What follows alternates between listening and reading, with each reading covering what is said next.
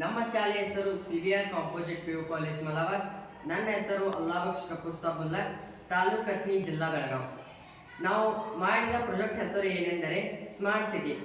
ಏಕೆಂದರೆ ನಾವು ರಾತ್ರಿ ಎಲ್ಲ ಸಿಟಿಯಲ್ಲಿ ಲೈಟ್ಗಳು ಆನ್ ಮಾಡಿ ಬಿಟ್ಟಿರ್ತೀವಿ. ಯಾಕಂದ್ರೆ ಬೀದಿ ದೀಪಗಳು ರಾತ್ರಿ ಸಂಜೆ 6 ಗಂಟೆಗೆ ಅಂದ್ರೆ ನಾವು ಲೈಟ್ ಆನ್ ಮಾಡಿರ್ತೀವಿ.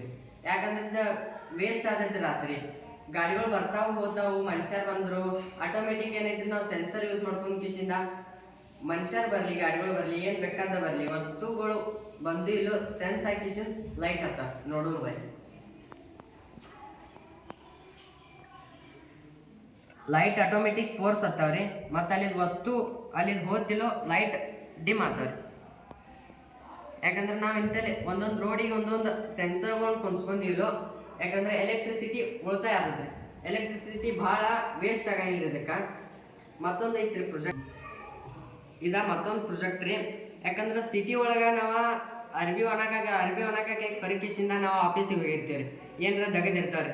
ಅದ್ರ ಸಂಬಂಧ ಏನೈತಿ, ಮಳೆಗಾಲ ಟೈಮ್ದಾಗ ಇದು ನಾವು ಪ್ರೊಜೆಕ್ಟ್ ಮಾಡಿದ್ದೇನಂದ್ರೆ ರೇಂಜ್ ಸೆನ್ಸರ್ ರೀ, ಸರ್ವೋಮೀಟ್ರ, ಆರ್ಡಿನೋ ಯೂಸ್ ಮಾಡ್ಕೊಂಡು ಕಿಸಿಂದ ನಾವು ಈ ಪ್ರೊಜೆಕ್ಟ್ ಮಾಡೀವಿ.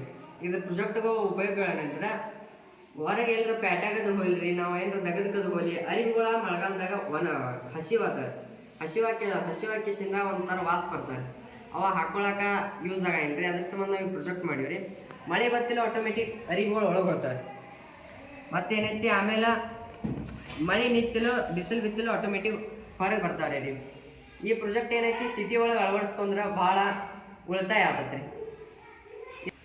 ಇದೇನೈತ್ರಿ ನಮ್ದು ಮತ್ತೊಂದು ಪ್ರೊಜೆಕ್ಟ್ ಸ್ಮಾರ್ಟ್ ಅಗ್ರಿಕಲ್ಚರ್. ಯಾಕಂದ್ರೆ ನಾವು ಹೊಲದೊಳಗೆ ಅಲ್ಲಿ ಗಾರ್ಡನ್ ಒಳಗೆ ಅಲ್ಲಿ ನಾವೇನೈತಿ ಪ್ರೊಜೆಕ್ಟ್ಗಳ ಚಾಲೂ ಮಾಡಿರ್ತೀವಿ ರೀ. ನೀರು ಏನೈತ್ರಿ ಚಾಲೂ ಆಗಿರ್ತಾವ್ರಿ. ಅವಾಗ ಏನೈತಿ ಗಾರ್ಡನ್ ಒಳಗೆ ಒಂದು ಕಡೆ ಒಂದು ಲೈನಿಗೆ ನೀರು ಹೋಗುದು ಬರೋದು ಇತ್ತಿಲ್ಲ ರೀ.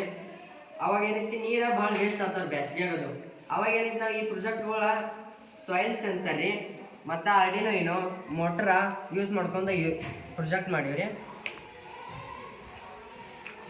ಸೆನ್ಸರ್ಗೆ ಎಲ್ಲಾರ ನೀರು ಹತ್ಲಿಕ್ಕಂದ್ರೆ ರೀ ಮೋಟ್ರ್ ಚಾಲೂ ಇರ್ತೈತಿ ಕಂಟಿನ್ಯೂ. ಸೆನ್ಸರ್ಗೆ ನೀರು ಹತ್ತಿರಿ ಮೋಟ್ರ ಬಂದ್ ಆಗ್ತಿರ್ತಾನೆ ರೀ. ಇಲ್ಲಿ ನೋಡಿರ್ಬೇಕಾದ್ರೆ ಸೆನ್ಸರ್ ಇಲ್ರಿ ನೀರಿನಾಗ ಬಂದ್ ಆಗತ್ತೆ.